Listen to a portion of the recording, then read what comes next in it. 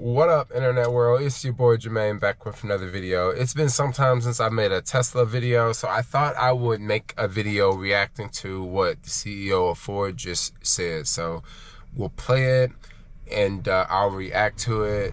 We'll talk about Tesla and Ford, and yeah, here we have it.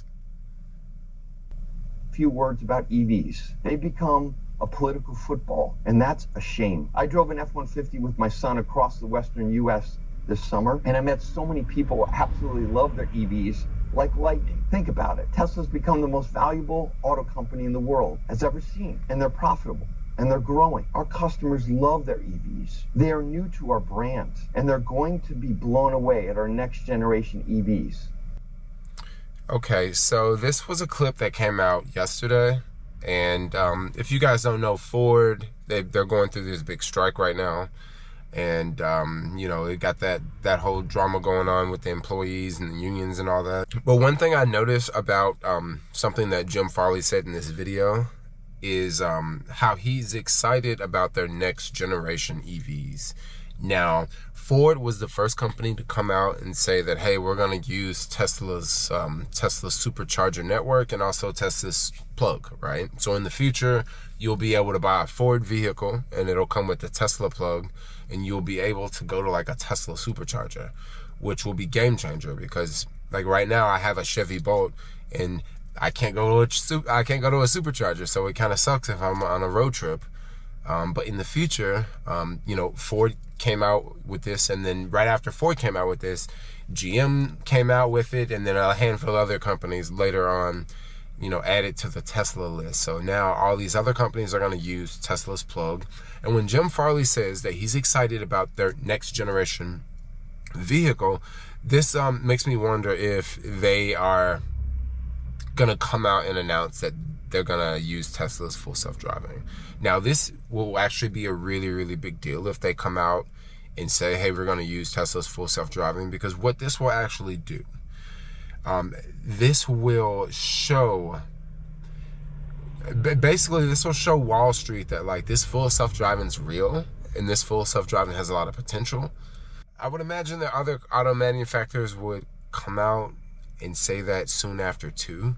Now, if you are a Tesla shareholder, you know, there has been key dates and key announcements that have just made the stock price go crazy. Like one of those key announcements was, you know, when Tesla and Hertz bought a lot of cars from Tesla, stock price went up crazy that day, right?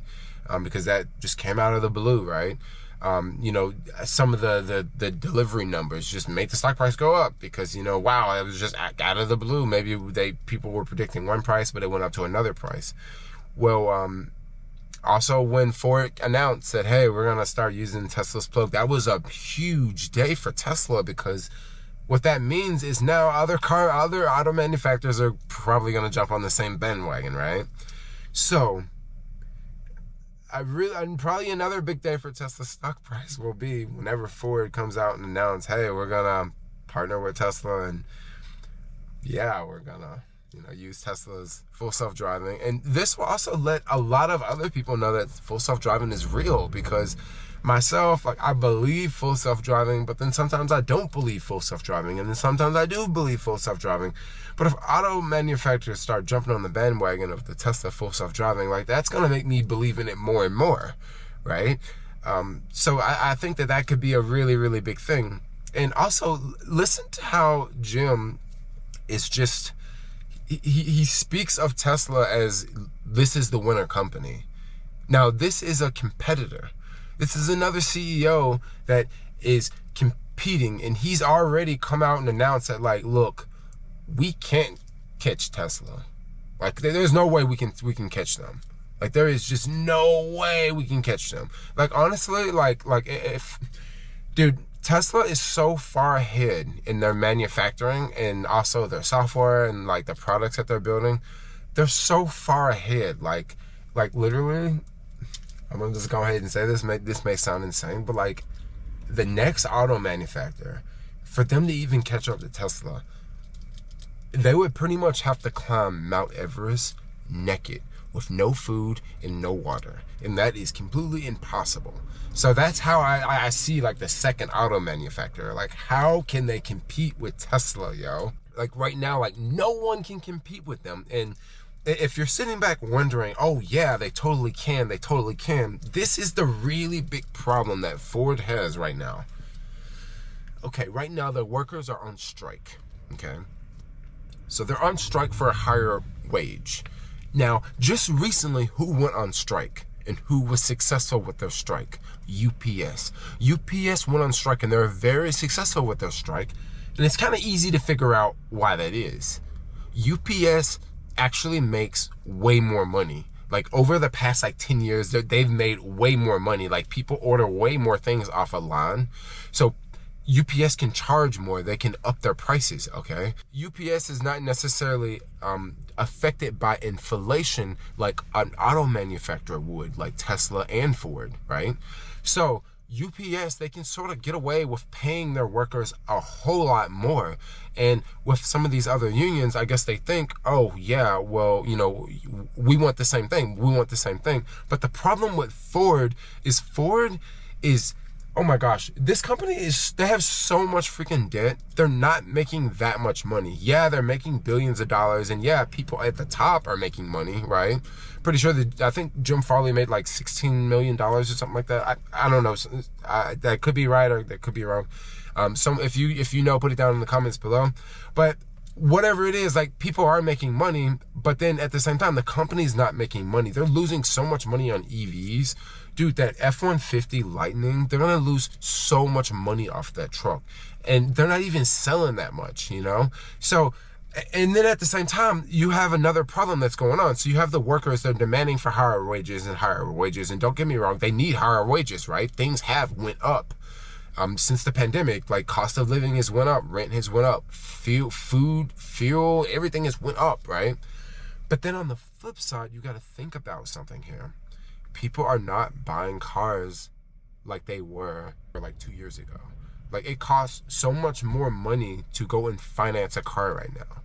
So you have this scenario that's hurting Ford, right? And then you also have a number of people that want EVs. Well, they don't really make a lot of money on EVs, okay? And then there's this larger demand for EVs. So in the future, more and more people are gonna want EVs. So Ford needs to pay to transition to EVs. They need to make their factories to build EV cars, right? Then at the same time, they have less people buying stuff, and then they're getting hurt by this strike. Like, I honestly was saying like a couple years ago, I think like Ford and GM are gonna go bankrupt, but I mean, if this strike keeps going on, they may go bankrupt like this year. Or if they don't go bankrupt this year, they may do something quite drastic. They may just start eliminating auto lines completely. Where like they just say, okay, here is the Ford Explorer. Well, since the strike is going on and since this strike went on for so long, we're just gonna eliminate the Ford Explorer. And here's the Ford Escape. Since this strike has went on for so long, well, guess what? We're just gonna have to eliminate the Ford Escape. They may just start to eliminate cars, and this could very well save them a lot of money in the future. And then, you know, maybe in 5 years, we'll look at a company like Ford and maybe they just have like 3 cars that they sell. Maybe they sell the Mustang, maybe they sell the F-150, and maybe they sell like a van or something. And then all of those cars are electric, and then they're just not, you know, they're just a shell of their former company. And then maybe they use like Tesla's full self-driving. I don't know. I'm just like kind of throwing that out there. And also when Jim Farley talks about how he went on a road trip, you know, on the West Coast driving the Lightning. Well, what Jim Farley probably figured out and what he probably noticed very quickly is how much charging sucks when you don't have a Tesla, especially when you're on a road trip. He probably figured that out firsthand. And I think that's really, really awesome for a CEO to do this, because if the CEO does this, he's gonna know that like, this is a product that's gonna be really hard to sell, basically, you know? And guess what happened right after that road trip? They announced, hey, we're gonna use the Tesla Supercharger network, which is freaking amazing. Okay, so back with Tesla. Y'all know I'm still a Tesla fanboy, and I think Tesla is doing really, really awesome right now. Like, One thing that really, really makes me excited about Tesla is the Optimus product, in the whole the robot product. Now, one thing about the whole robot product, it will probably be a very long time before Tesla is selling a robot that can actually walk.